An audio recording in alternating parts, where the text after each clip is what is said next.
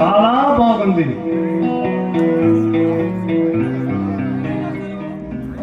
అరే నాకు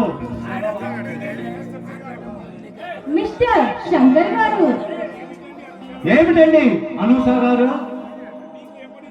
మీకు ఎప్పటి నుండో ఒక విషయం చెప్పాలని ఉంది. ఏమిటండి ఆ మాట? చెప్పండి అనూష. అది సూటిగా నా మనసున్న మాట చెప్తున్నాను. ఐ లవ్ యూ శంకర్ గారు. అనూష, అవునండి. ఈ రోజు చూసిన నిర్ణయం కాదు, మీ ప్రోగ్రామ్ టీవీలో చూసిన మొదటి రోజు నుంచే నేను నిర్ణయం తీసుకున్నాను. నా మెడలో తాళంటు కడితే అది మీదే ఉండాలి. అనూష, అది జరగని పని. మిమ్మల్ని ప్రేమించే అర్హత నాకు లేదా? చూడండి, మీకేం తక్కువ అండి?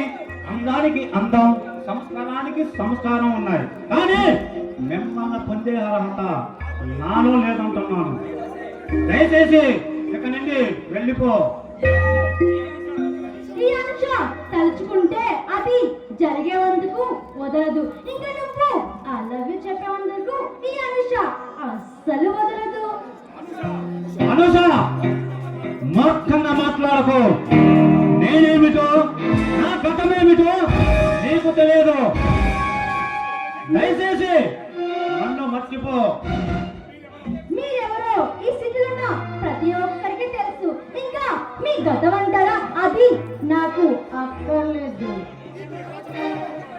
అనూష, నీకెలా చెప్పాలో అర్థం కావట్లేదు. అనుక్షణం మృత్యుతో పోరాడుతున్న నన్ను నువ్వు కట్టుకొని ఎలా సుఖపడతావు, ఎలా బతుకుతావు? అంటే మీరు చెప్పేదంటే నాకు అస్సలు అర్థం కావడం లేదు. ఆ బాపినీడు, అంకినీడు, వాళ్ళు చేసే దుర్మార్గాలు, చిన్న పిల్లలు తినే చాక్లెట్లలో మత్తు మందు పెట్టి వైద్యం పేరుతో వాళ్ళ కళ్ళు, గుండె, కిడ్నీలు తీసి విదేశాలకు ఎక్స్పోర్ట్ చేస్తున్నారు.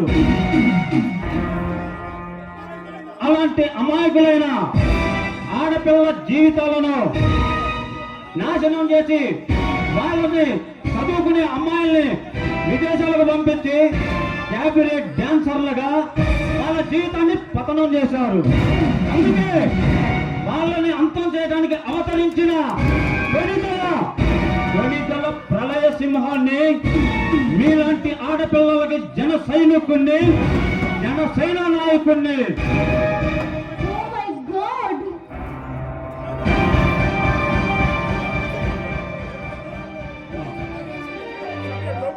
అందుకే ఈ సమాజంలో ఉన్న దోపిడీ, రౌడీ, రాజకీయ గుండెల్లో వాళ్ళ మీద వేటాడి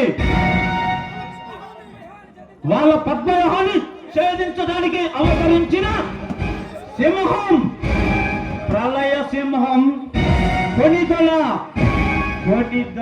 ప్రళయ సింహాన్ని.